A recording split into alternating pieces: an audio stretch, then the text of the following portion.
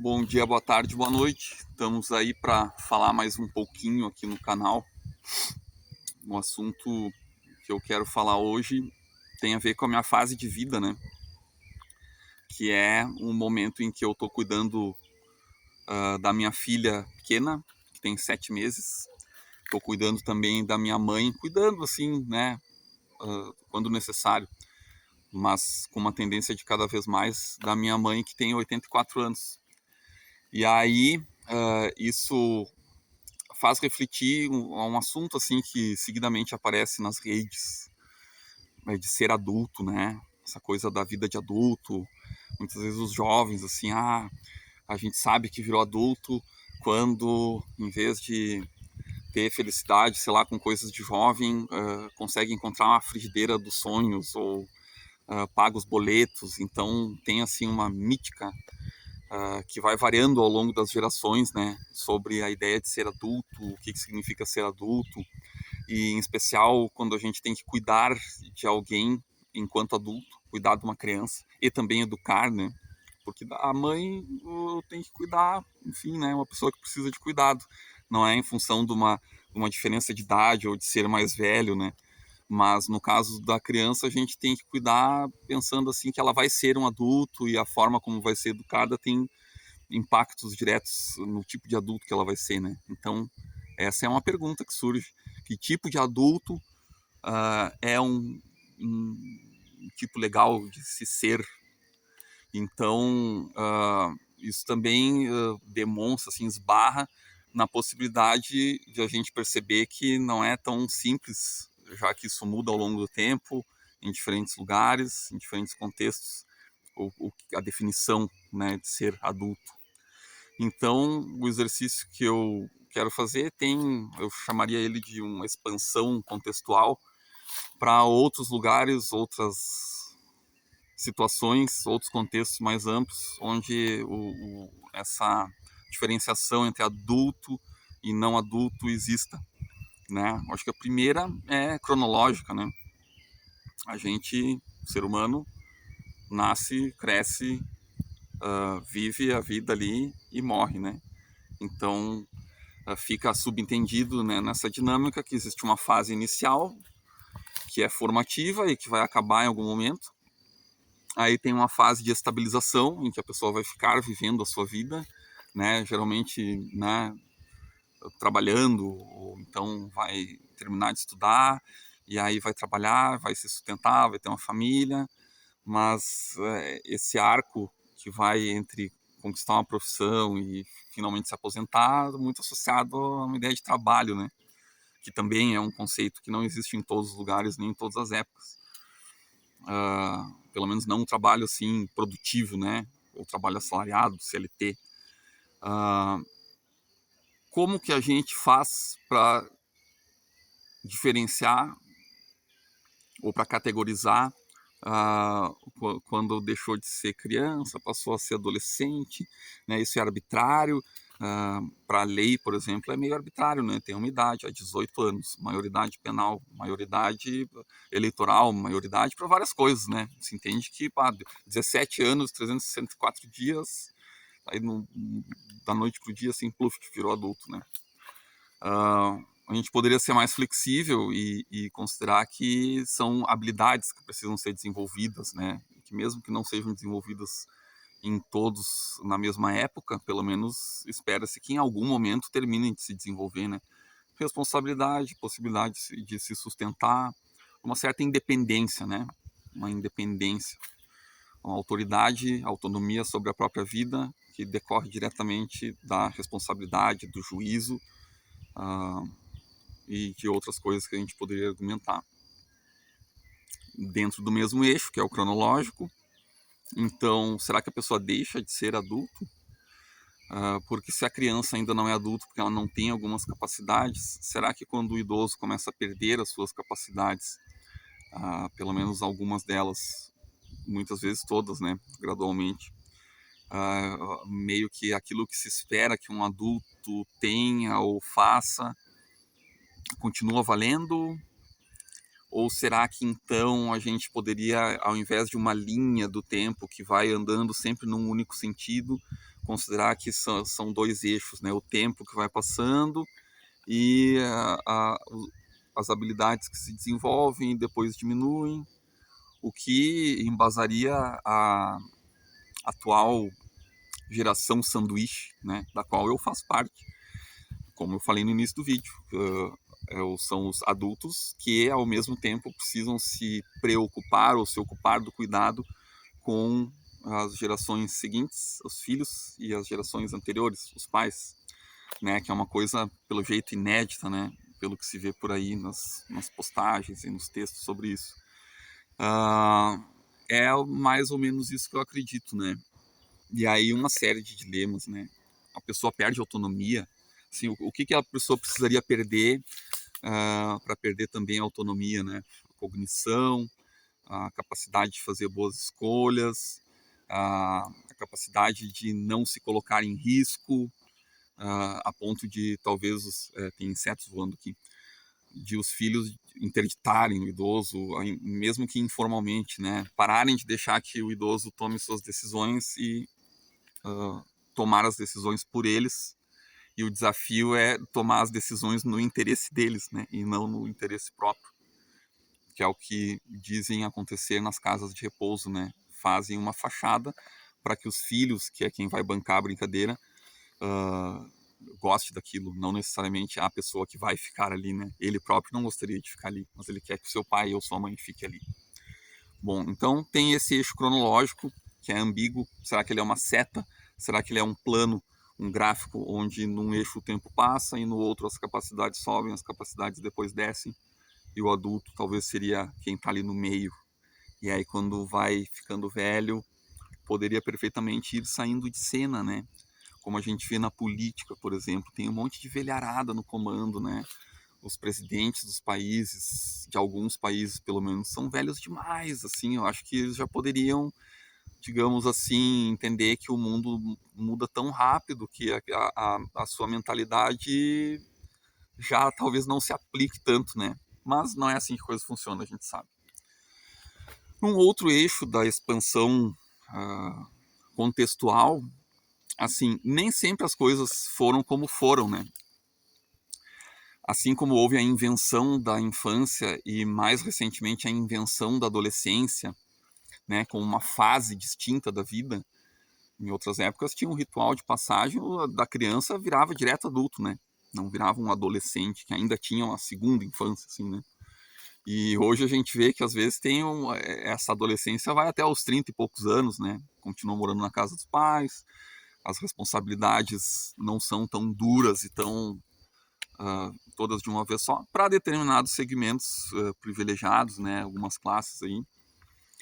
E então, antigamente, a coisa era diferente, muito em função, pelo que me parece, assim, da organização do trabalho, né? Organização pré-revolução industrial, famílias que moravam juntas, famílias que trabalhavam juntas, com ou sem exploração, né? Muita exploração sempre existiu. Agora a questão do promover o jovem, assim, formar o jovem muito com a intenção de que ele produza, né? Se for de uma determinada classe, ou para que seja habilitado a ocupar uma posição, se for de alguma outra classe. E então essa transição abrupta, eu não tenho muita propriedade para falar nisso, né? Mas o fato é que se a gente for estudar, e aí eu sugeriria que o, o ouvinte interessado desse uma olhada nessas coisas, de como esses conceitos de infância, adolescência e adulto são muito recentes, historicamente falando, né? Coisa de 200 anos para cá, ou até de 100 anos para cá. E antigamente a coisa era bem diferente. E aí a gente teria uma facilidade maior num outro eixo, assim, que é em outras culturas, né? Ou em culturas que hoje têm um modo de vida muito semelhante, mas não idêntico ao que a humanidade teve num passado realmente muito distante, né? São culturas mais conectadas com a natureza, culturas menos abstratas, assim, onde as instituições culturais e onde a simbolização não criou praticamente um mundo paralelo, assim, né? Onde é ali dentro que a dinâmica da vida humana funciona, e que nos aproximaria bastante, assim, na parte biológica mesmo, né? De outros animais, afinal a gente também é animal. E aí que tem um ponto muito interessante, né? Mas vamos primeiro para a parte transcultural. Em comunidades indígenas, é conhecido dentro da antropologia, que infelizmente é uma disciplina que não é tão difundida, né? É notório que os adultos são muito diferentes de um adulto ocidental, né? De um adulto urbano, de um adulto civilizado.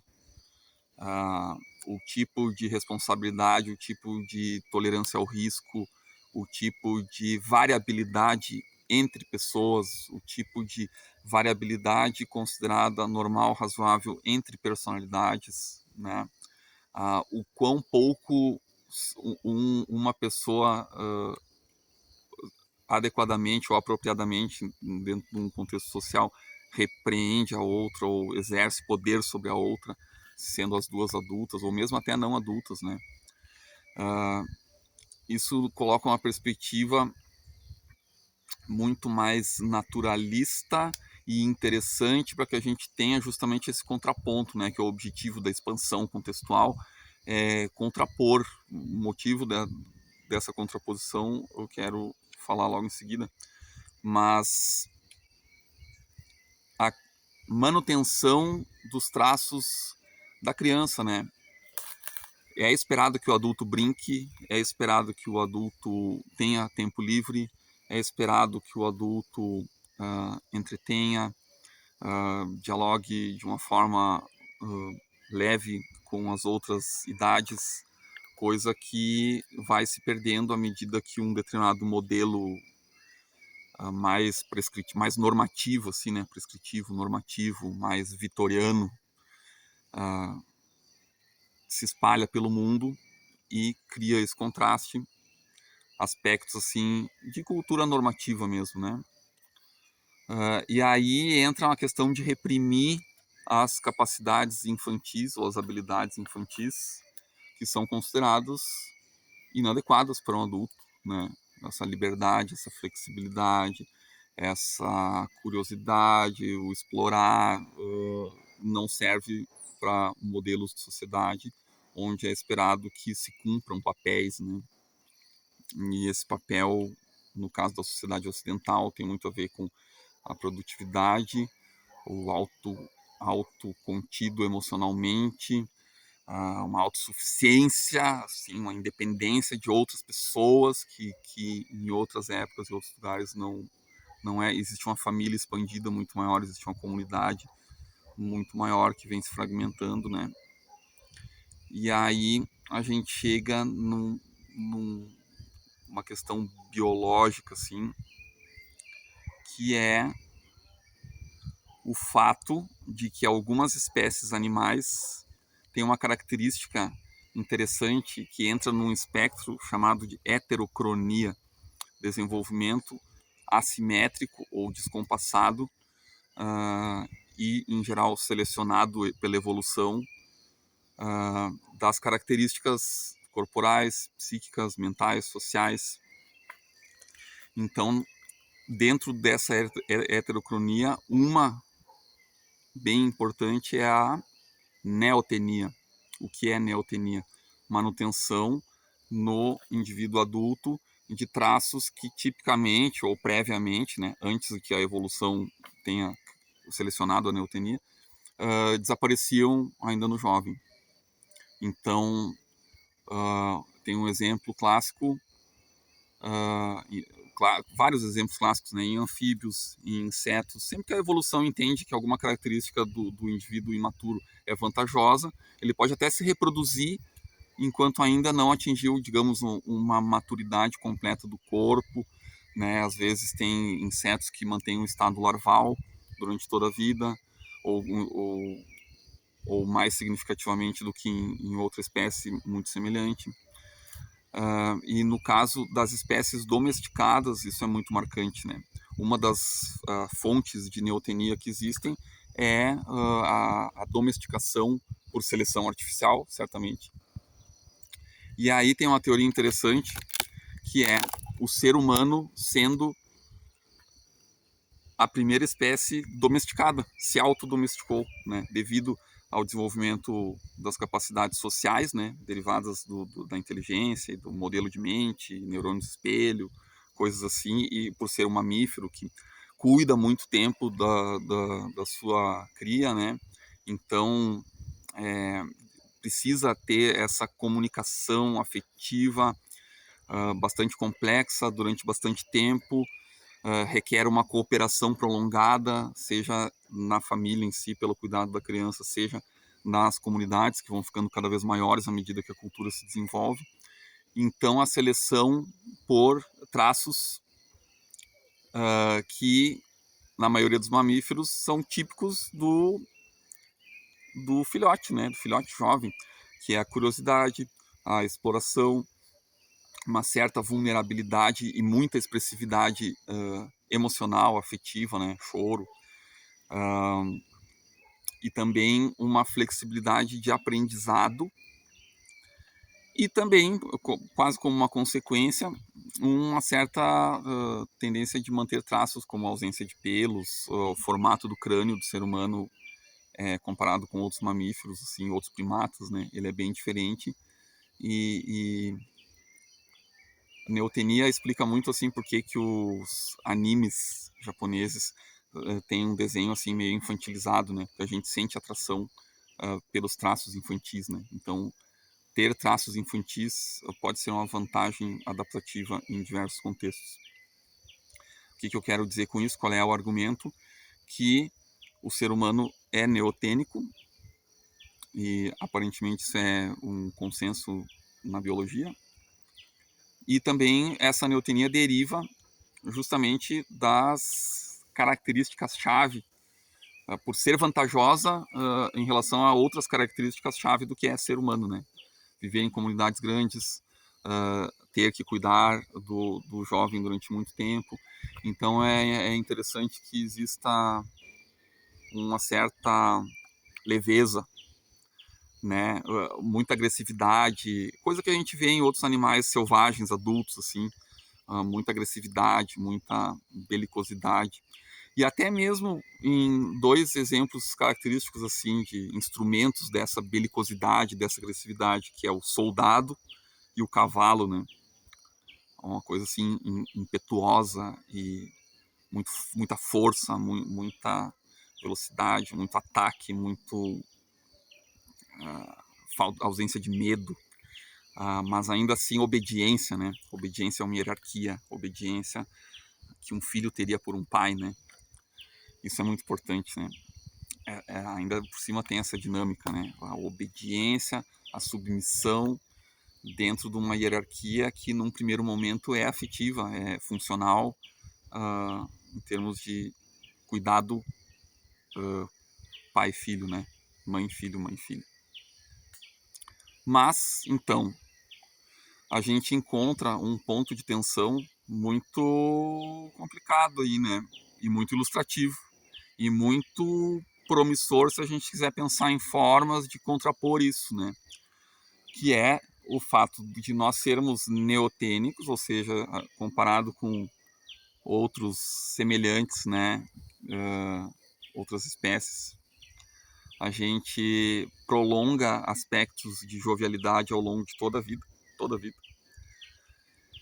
Mas é esperado que, pela cultura, ou por um determinado tipo de cultura, que a gente, em algum momento, deixe de ser criança, né? E vire adulto, vire uma pessoa séria, vire uma pessoa que trabalha, uma pessoa que produz, uma pessoa que é responsável, uma pessoa que é autossuficiente e que não demonstra fraqueza.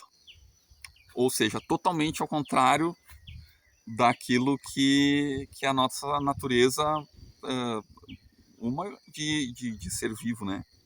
Bastante cruel exigir tudo isso de algum ser, mas ainda mais de um ser cuja biologia tem uma essência neotênica, né? Acredito eu que isso explique bastante de uma crise de adultez que a gente vive atualmente, né? A geração Z ou geração Alpha, ou sei lá que geração, né? As manchetes estão coalhadas de referências a isso.